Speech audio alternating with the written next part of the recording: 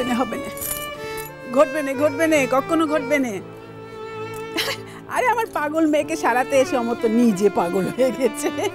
ওর ঘর আছে, বাড়ি আছে, সমাজ আছে, ওর একটা মন যদি ভুল করে বসে আর অন্য মন ঠিক সজাগ করে বলে দেবে কো হবে না, হবে না, ঘটবে না। পাগল বরের সঙ্গে সুস্থ মেয়ের বিয়ে হতে পারে এ সমাজে, কিন্তু সুস্থ বরের সঙ্গে পাগল মেয়ের কখনো বিয়ে হবে না গো, হতে পারে না গতি। দেখ চুটকি, আমার মনে হয় আজ না হয় কাল অমর তো তার নিজের মনের কথা আমাদের বলবে, নিশ্চয়ই বলবে। দেখা যাক মেলে কিনা, তাহলে এক জীবনে অন্য ঘটনাও দেখা হয়ে যেতে পারে রে চুটকি। অন্য ঘটনা দি পারে।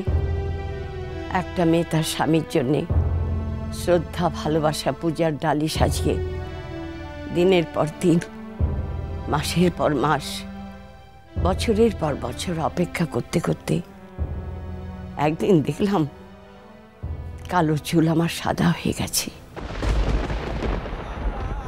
চোখের দৃষ্টি কমে এসেছে, রঙিন শাড়ি ছেড়ে পরনে উঠেছে সাদা শাড়ি, তবু সে ডালি নিতে আজও আসেনি। সে এমনই অধরা থেকে গেল সে। আজ এই পাগল মেয়েটার জন্য যদি কেউ ভালোবাসার ডালি সাজিয়ে অপেক্ষা করে, তাকে গ্রহণ করে, এটা দেখি তো আমার জীবন সার্থক হয়ে যাবে রে, আমার জীবন সার্থক হয়ে যাবে।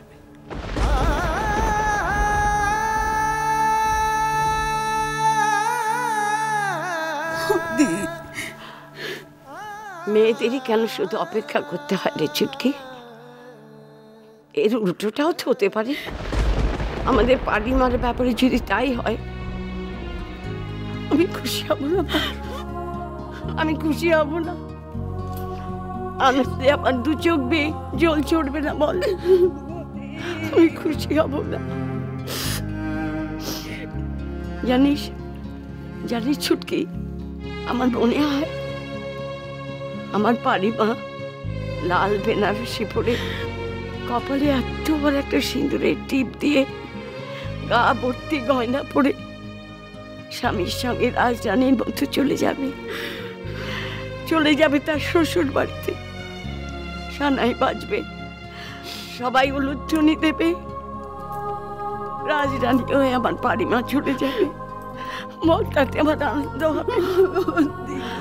বল না ছুটকি।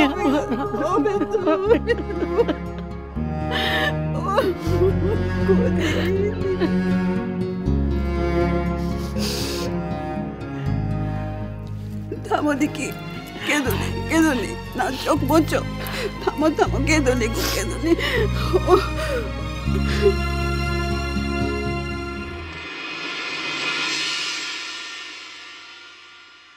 বুঝলে শুভ, কালকে যে এরকম একটা সারপ্রাইজ পাবো আমি ভাবতেও পারিনি। সত্যি কার মধ্যে যে কি গুণ লুকিয়ে আছে কাউকেই আন্ডার এস্টিমেট করা উচিত না দেখছি। বাবা, কাল কিন্তু কাজল আমাদের সবাইকে একেবারে হতবাক করে দিয়েছে। অবশ্য আমাদেরই আগে ভাবা উচিত ছিল, যার বাবা এত বড় নামী একজন মানুষ, তার সন্তানের ভেতরেও তো কিছু নিশ্চয়ই।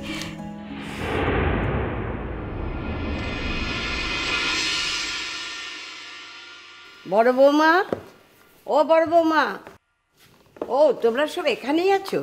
ও শোনো জেঠি, আমি তো তোমার ঘরে এইমাত্র চা ঢাকা দিয়ে রেখে এলাম। কোথায় গিয়েছিলে দেখলাম না তো? আরে বাবা, আমি তো ছাতে গিয়েছিলাম। কদিন ধরে এক পাল হনুমানের দল বড় উৎপাত করছে। ছুটকি ওখানে বড়ি দিয়েছে না, এখন ওই পাঁচিকে ওখানে বসিয়ে রেখে তবে এলো। কিন্তু ছুটকি গেল কোথায়? কোথাও তো তাকে দেখছি না। ঘরে গেলুম, সেখানেও সে নেই। তাকে খুঁজতে খুঁজতে নিচে নেমে এলাম। মা তো এইমাত্র মল্লিক গিন্নির বাড়িতে গেলেন শোনা জেঠি। তোমার ছুটকি তো সাত সকালেই পাড়া বেড়াতে বেরিয়ে পড়েছে।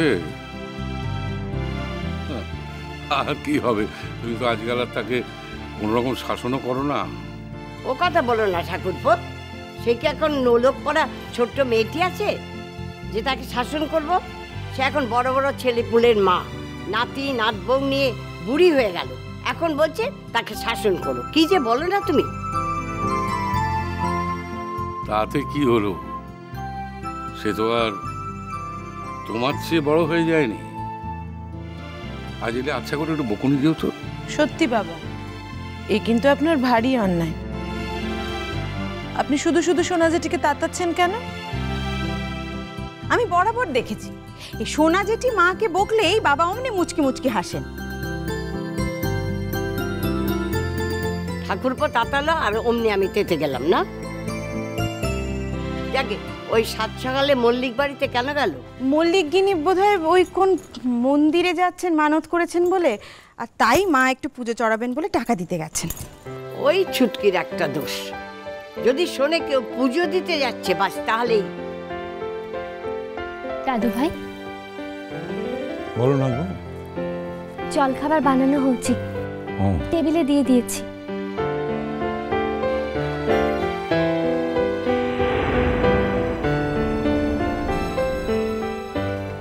বাবা,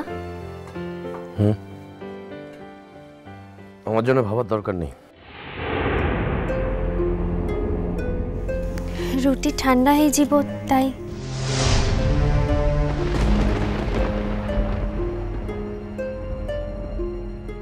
বাবা আসুন, চলে এসো, জল খাবার খেয়ে নাও, ঠান্ডা হয়ে যাবে। সত্যি শুভ, তোর কথা বলার ধরনটা আজও গেল না। সেই ছেলেবেলা থেকে একই রয়ে গেলি। কাজল, ঠাকুরজি এখনো ঘুম থেকে ওঠেনি? না বড় মা, কাল অনেক রাত করে ঘুমিয়েছিলা তো, তাই ভাবছি আর একটু পরে ডাকবো। গুড মর্নিং দাদু ভাই। গুড মর্নিং বাবা। গুড মর্নিং সোনা ঠাম্মা। Good morning. কি ব্যাপার, তুমি তো একেবারে রেডি হয়ে এসে পড়েছো কেন? তোমার অফিসের টাইম হয়ে গেছে নাকি? এত বেলা হয়ে গেল? অফিসের সময় তো এগিয়ে এলো। বাবা একটু নিউজ পেপারটা দাও না, ইংলিশটা। এটা ইংলিশে নীল। এখন পেপার বলে খাবি কখন? আমি জাস্ট হেডলাইন্সগুলো দেখে নিই সোনা ঠাম্মা, আমি এক্ষুনি যাচ্ছি খেতে। না না, আগে খেয়ে নে, তারপর পেপার পড়বি। একটু পরে যাচ্ছি সোনা ঠাম্মা। খাবার কিন্তু দিয়ে দেওয়া হয়েছে। কি রে, সুটকেস নিয়ে কোথায় চললি? ভূমি, তুমি কি বাপের বাড়িতে যাচ্ছ নাকি? ভূমি, একেবারে সুটকেস গুছিয়ে যাচ্ছ? কতদিনের জন্য? কই আমায় বলনি তো। তুমি দাদু ভাই, ভূমিকে বাপের বাড়িতে রেখে আমি কলেজে যাব। শুনলাম। না, যেটা শোনোনি সেটা হচ্ছে যে দাঁড়াও, কথাটা যখন আমার, তখন আমাকেই বলতে দাও।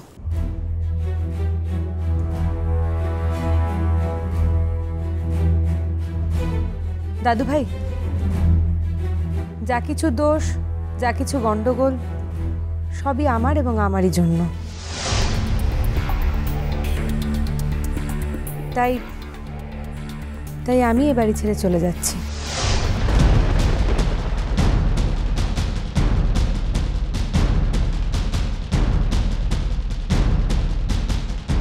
আমার মনে হয় আমি তোমাদের বাড়ির যোগ্য নই।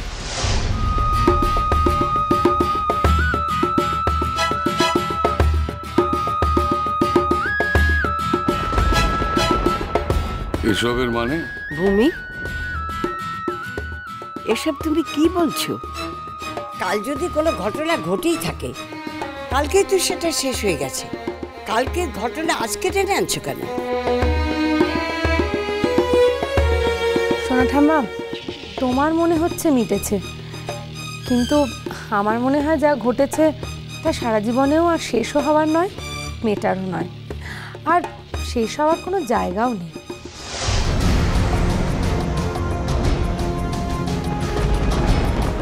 ভূমিমা, মা তুমি তো আমাদের বাড়ির বড় বউ, তোমার মুখে এরকম কথা মানায়? অত দূর যাচ্ছ কেন মেচকা? আমাকে তো এবারের বড় বউ হিসেবেই মানায় না। না না মেচকা, আমি তো কাউকে অ্যাকিউজ করছি না, বলো, কাউকে অ্যাকিউজ করছি না। আমি শুধু সমস্ত দোষ আমার নিজের ঘাড়ে তুলে নিয়ে এ বাড়ি ছেড়ে চলে যাচ্ছি।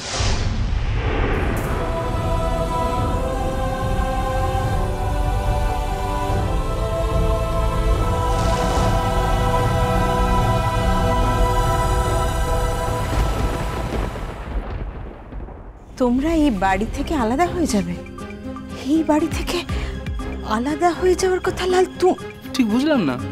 ভেরি সিম্পল দাদা ভাই, আমার বউয়ের জন্য তোরা বাড়ি ছাড়তে যাবি কেন? রাদার আমি আমার বউয়ের দায় মাথায় নিচ্ছি, আমি আর ও মিলে এই বাড়ি ছাড়ব।